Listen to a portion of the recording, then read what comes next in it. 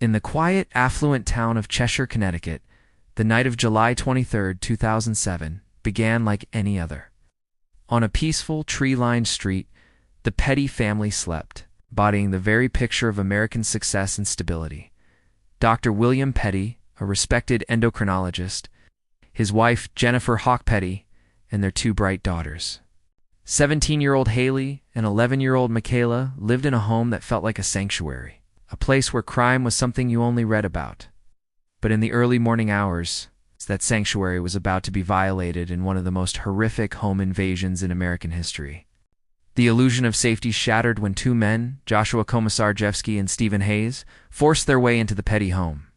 They were armed, desperate, and had targeted the family earlier that day. What unfolded over the next several hours was a descent into unimaginable terror. The family was taken hostage inside their own house, their lives hanging by a thread. Dr. Petit was beaten with a baseball bat and tied up in the basement, left powerless to protect the people he loved most. His wife Jennifer was bound and brutally assaulted. The situation escalated when Hayes forced Jennifer to drive to a local bank to withdraw thousands of dollars. In a moment of quiet courage, Jennifer managed to alert the bank teller to her family's plight, a desperate plea for help that would tragically arrive too late. Back at the house, the torment continued. The intruder's cruelty seemed to have no bounds. Despite the immense fear, Dr. Petit held on to a sliver of hope that if he just complied, his family might be spared. It was a hope that would be brutally extinguished. As police began to surround the home, the invaders made their final monstrous decision. In a depraved act of evil, they doused the house in gasoline and set it ablaze. Jennifer Hawke-Petit and her two daughters, Hayley and Michaela, were still trapped inside. As flames engulfed their home, Dr. Petit, though gravely injured, fought for his life.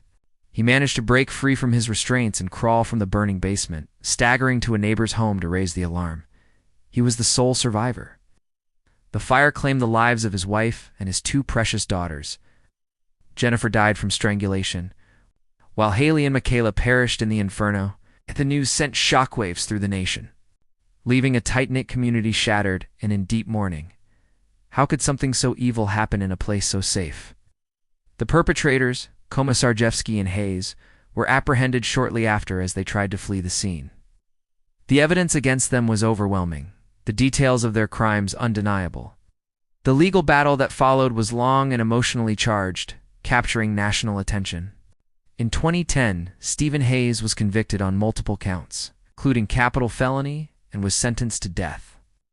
A year later, Joshua Hawke-Petit, identified as the primary planner of the home invasion, met the same fate. Justice, it seemed, would be served. However, the story of the legal consequences didn't end there. In 2015, the state of Connecticut abolished the death penalty. In a controversial move, the law was applied retroactively, overturning the death sentences of all inmates on death row, including Hayes and Hawke-Petit. Their sentences were commuted to life in prison without the possibility of parole. For many, including Dr. Petit, this decision felt like a betrayal, a reopening of a wound that could never truly heal.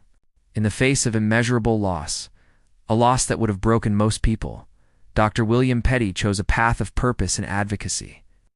He founded the Petit Family Foundation in memory of his wife and daughters, an organization dedicated to helping others, especially those affected by violence.